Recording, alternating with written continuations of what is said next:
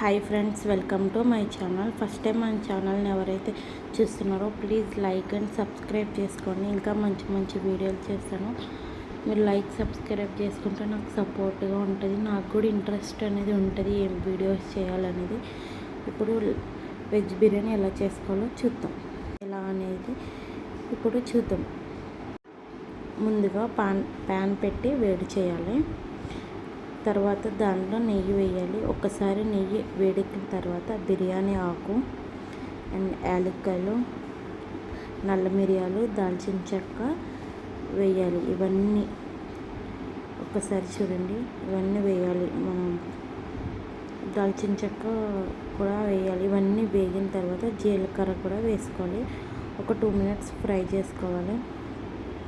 ఒకసారి మళ్ళీ రిపీట్ చేస్తున్నాను. బిర్యానీ ఆకు, యాలక్కాయలు, దాల్చిన చెక్క, మరాఠీ మొగ్గ ఒక్కసారి వేసి ఒక 2-3 minutes ఫ్రై చేసుకోవాలి.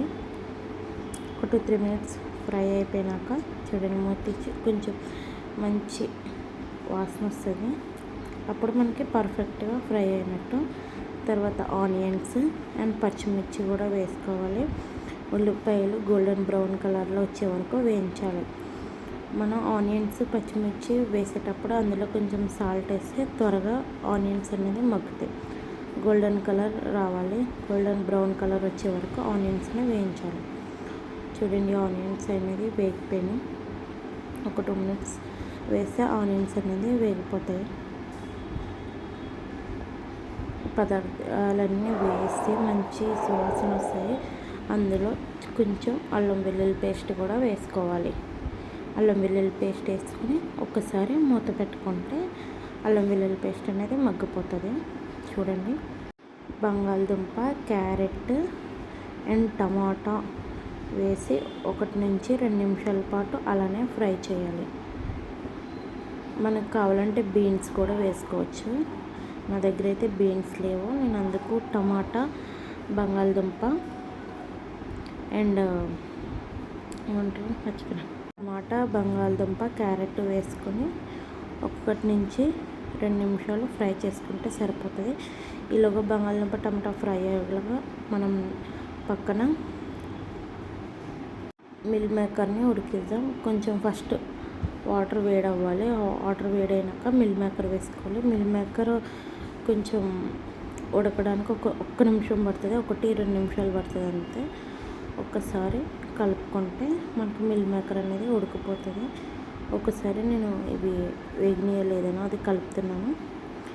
ఇలాగా మనం బాస్మతి రైస్ తీసుకోవాలి. 1 గ్లాస్కి 1.5 గ్లాస్ వాటర్, 2 గ్లాసులు తీసుకున్న బాస్మతి రైస్, నేను 4 గ్లాసులు వాటర్ వేసుకున్నాను. చూడండి, బాస్మతి రైస్ ఇలాగ నానుతున్నాయి. వేగనీయలేదనేది చెక్ చేస్తున్నాను. మగ్గిపోయినాయి. ఆనియన్స్, బిర్యానీ మసాలా, క్యారెట్, టమాటా, పచ్చిమిర్చి ఇవన్నీ మగ్గిపోయినాయి. నేను ఇప్పుడు ఏదైతే ముందుగా ఉడకబెట్టుకున్నానో మిల్ మేకర్ని కూడా వేసి ఒక్కసారి ఫ్రై చేసుకున్నాం. ఒక్కసారి ఫ్రై చేసుకుంటే మిల్ మేకర్ కూడా పర్ఫెక్ట్ అయిపోతుంది. చూడండి, ఫ్రై అయిపోయినాక సాల్ట్ వేసుకోవాలి. సాల్ట్ వేసుకొని మళ్ళీ ఒకసారి కలుపుకోవాలి. మనం ముందుగానే నానబెట్టుకున్నాం కదా బాస్మతి రైస్, ఎంతో టైం పడుతుంది. అందులో మసాలా వేసుకోవాలి. ధనియాల పొడి, జీలకర్ర పొడి వేసుకొని ఒకసారి కలుపుకొని బాస్మతి రైస్, ముందుగా నానబెట్టుకున్న బాస్మతి రైస్ని వేసి ఒక్కసారి జాగ్రత్తగా కలుపుకోవాలి. ఎందుకంటే బియ్యం ఎక్కువ నానింది కాబట్టి మళ్ళీ విరిగిపోతుంది. ఒకసారి మూత పెట్టి నీళ్ళు బాగా, ఉప్పు, గరం మసాలా వేయండి. ఇప్పుడు ఒక్కసారి కలుపుకుంటే పైన కొత్తిమీర వేసుకుంటే పొడిలాడే వెజ్ బిర్యానీ రెడీ అయిపోయింది. 10 నిమిషాలు చాలు మీడియం ఫ్లేమ్ మీద ఉడికించడానికి. ఎంతో టేస్ట్ అయిన వెజ్ బిర్యానీ రెడీ అయిపోయింది. Thank you for watching.